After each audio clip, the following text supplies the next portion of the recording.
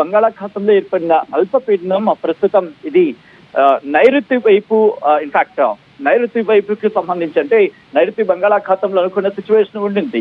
నైరుతి బంగాళాఖాతంలో అనుకున్న సిచ్యువేషన్ అయినప్పటికీ ఇప్పుడు టువర్డ్స్ ఇది ఉత్తర వాయువ్య దిశగా కదలాల్సింది, ఉత్తర వాయు దిశగా కదిలింది. ఆ తర్వాత ఉత్తరం వైపు వెళ్ళింది, ఇప్పుడు ఉత్తర ఈశాన్య వైపు కదులుతున్న పరిస్థితి. సో ఈ నేపథ్యంలోనే ఆ మార్పులు అనేవి చోటు చేసుకోవడం జరుగుతుంది. దాంతో పాటు అక్కడక్కడ ఆవర్తనాల ప్రభావం కనిపిస్తోంది, ద్రోణుల ప్రభావం కనిపిస్తోంది. ఇటు తెలంగాణకు సంబంధించి కాస్త ఇంపాక్ట్ అయితే ఉంది. కానీ ఇప్పుడు ఇది ఉత్తర ఈశాన్య వైపు కదులుతోందా అనే మాటకు సంబంధించి మాట్లాడుకుంటే కనుక దాదాపు అవుననే మాటే వినిపిస్తోంది. ఎందుకంటే ఇది ఉత్తర ఈశాన్య దిశలో కదులుతున్న నేపథ్యంలో కాస్త బలహీన పడింది. అంటే నిన్న మొన్న అనుకున్నంతగా కాకపోయినా కానీ ఇంపాక్ట్ అయితే ఉంది. ఆ ఇంపాక్ట్ ఏ స్థాయిలో ఉంటుంది అనేది మనం ఆల్రెడీ ఇప్పటికే చూడడం జరుగుతుంది. కొన్ని ప్రాంతాల్లో ఆంధ్రప్రదేశ్ కి సంబంధించి కావచ్చు, తెలంగాణ కావచ్చు, ఇంపాక్ట్ అయితే మాత్రం ఇక్కడ ఉందని చెప్పుకోవచ్చు. మరి ముఖ్యంగా పశ్చిమ మధ్య అలాగే దాన్ని ఆనుకుని ఉన్న నైరుతి బంగాళాఖాతం ఆ రేంజ్ అంతా కూడా ఈ అల్పపీడన ప్రభావం అయితే ఉంది.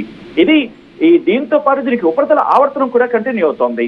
సో ఈ రెండింటి కారణంగా కాస్త విస్తారంగా వర్షాలు మనకి అక్కడక్కడ కనిపిస్తున్న పరిస్థితి ఉంది. దీంతో పాటు ఇది నెక్స్ట్ 12 hours లో కూడా అంటే రాబోయే 12 గంటల్లో కూడా ఉత్తరం వైపు కదిలే అవకాశం ఉంది. అంటే ఉత్తరం వైపు కదులుతూ ఉత్తర ఈశాన్య వైపు వెళ్ళే అవకాశం ఉందన్నది కూడా తెలియదు. బహుశా ఈశాన్య వైపు నిన్న మనకు కూడా ఈ ఉత్తర ఈశాన్య వైపు వెళ్ళొచ్చు అనుకున్నాం. ఇది ఉత్తరం వైపు కదిలి వెళితే కనుక మనకి టువర్డ్స్ వెస్ట్ బెంగాల్ కావచ్చు, అటువైపు ఇంపాక్ట్ చూపించే అవకాశం ఉంది. కానీ యాజ్ ఆఫ్ లో చూసుకున్నప్పుడు ఇది ఉత్తర దిశగా మాట్లాడుకుంటున్నారు, బట్ ఉత్తర ఈశాన్య దిశగా వెళ్లే అవకాశం కూడా ఉందనలో ఇక్కడ అతిశక్తి లేదు. బహుశా కాస్త డైరెక్షన్స్ మారే అవకాశం ఉంటుంది. దాంతో పాటు ఉపరితల ద్రోణి అనేది ఉంది. ఎక్కడ పశ్చిమ మధ్య బంగాళాఖాతం ప్రాంతానికి సంబంధించి ఉపరితల ఆవర్తనం నుంచి అంటే దక్షిణ తమిళనాడు వరకు కూడా సముద్ర మట్టం నుంచి 1.5 కిలోమీటర్స్ ఎత్తులో ఇక్కడ ద్రోణి అనేది ఇన్ఫాక్ట్ ఉపరితల ద్రోణికి సంబంధించి ఉపరితల ఆవర్తన ప్రభావానికి సంబంధించి కూడా మాట్లాడుకోవడం జరుగుతుంది.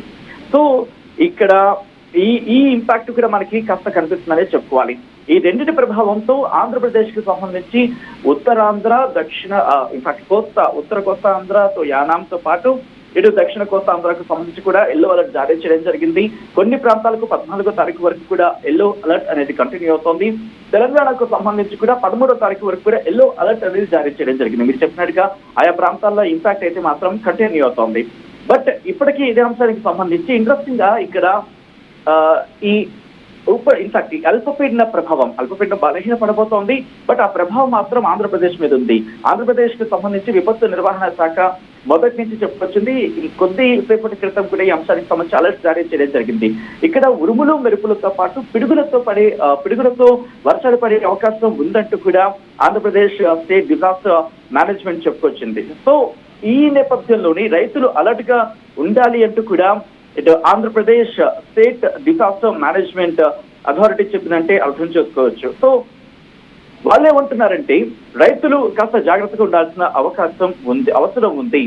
ఏ ప్రాంతాలకంటే ఇటు ఉత్తర కోస్తాంధ్ర నుంచి మొదలు పెడతారు. అంటే శ్రీకాకుళం, అలాగే విజయనగరం, దాంతోపాటు విశాఖపట్నం, అల్లూరి సీతారామరాజు డిస్ట్రిక్ట్, మన్యంతో పాటు కాకినాడ, చిత్తూరు, తిరుపతి జిల్లాలో పిడుగులతో కూడిన తేలికపాటి మోస్తరు వర్షాలు పడే అవకాశం ఉంది. మిగిలిన జిల్లాల్లో అకస్మాత్తుగా పిడుగులతో కూడిన వర్షాలు పడే అవకాశం ఉంది. ఇంట్రెస్టింగ్ గా అకస్మాత్తుగా పిడుగులతో కూడిన వర్షాలు పడే అవకాశం ఉంది. కాబట్టి రైతులు వ్యవసాయ పనుల్లో జాగ్రత్తలు తీసుకోవాల్సిన పరిస్థితి ఉంది అంటూ కూడా అటు విపత్తు నిర్వహణ సంస్థ వాళ్ళు డైరెక్షన్స్ ఇచ్చారంటే అర్థం చేసుకోవచ్చు. కమింగ్ టు తెలంగాణకు సంబంధించి కూడా తెలంగాణలో కూడా ఇంపాక్ట్ ఉంది. దాదాపు 13వ తారీఖు వరకు కూడా ఎల్లో అలర్ట్ అనేది జారీ చేయడం జరిగింది. ఇటు హైదరాబాద్ కి సంబంధించి రేపు లేదు మళ్ళీ ఎల్లుండి ఆ ఇంపాక్ట్ ఉందంటూ కూడా ఇటు భారత వాతావరణ శాఖ హైదరాబాద్ కేంద్రంగా తెలంగాణకు వర్ష సూచన జారీ చేస్తుందనే చెప్పుకోవచ్చు. సో ఇక్కడ రెండు తెలుగు రాష్ట్రాలకు ఎల్లో అలర్ట్ అయితే మాత్రం కంటిన్యూ అవుతోంది. ఇంపాక్ట్ అక్కడ ఆవర్తనాలు కావచ్చు, ద్రోణులు కావచ్చు, ఇంపాక్ట్ అయితే మాత్రం కొనసాగుతుంది. తెలంగాణకు సంబంధించి వచ్చినప్పుడు ఇటు జయశంకర్, భూపాలపల్లి, ములుగు, అలాగే భద్రాద్రి కొత్తగూడెం, ఖమ్మం, నల్గొండ, సూర్యాపేట, మహబూబాద్, రంగారెడ్డి, హైదరాబాద్, మేడ్చల్, మల్కాజ్గిరి, వికారాబాద్, సంగారెడ్డి జిల్లాలో అక్కడక్కడ అంటూ కూడా చెప్పుకొచ్చింది. దాంతో పాటు ఇదే ఇంపాక్ట్ మనకి రేపటితో పాటు 13వ తారీఖు వరకు కూడా కంటిన్యూ అవుతుంది. 13వ తారీఖు వరకు చూస్తుంటే కరీంనగర్, పెద్దపల్లి, జయశంకర్, భూపాలపల్లి, ములుగు, భద్రాద్రి కొత్తగూడెం, ఖమ్మం, నల్గొండ, సూర్యాపేట, మహబూబాద్, వరంగల్, హన్మకొండ, జనగాం, సిద్దిపేట, యాదాద్రి భువనగిరి, రంగారెడ్డి, హైదరాబాద్ జిల్లాలో అక్కడక్కడ కురిసే అవకాశం ఉందని చెప్పుకొస్తున్నాం. పరిస్థితి. ఇంపాక్ట్ విషయానికి గురించి మాట్లాడుకున్నాం. అయితే ఇక్కడ రెయిన్ఫాల్ గురించి కూడా మాట్లాడుకుంటే, ఎందుకంటే చాలా మంది మన క్వశ్చన్ చేస్తారు, అయ్యా మీరు చెప్తున్నారు కదా నాకు వర్షం లేదు, బట్ ఏ ఏరియాస్ లో ఎంతెంత వర్షపాతం గరిష్టంగా ఎంత నమోదైందో కూడా ఒకసారి మనం మాట్లాడుకునే ప్రయత్నం చేస్తే కనుక, ఇక్కడ ముందుగా నేను తెలంగాణ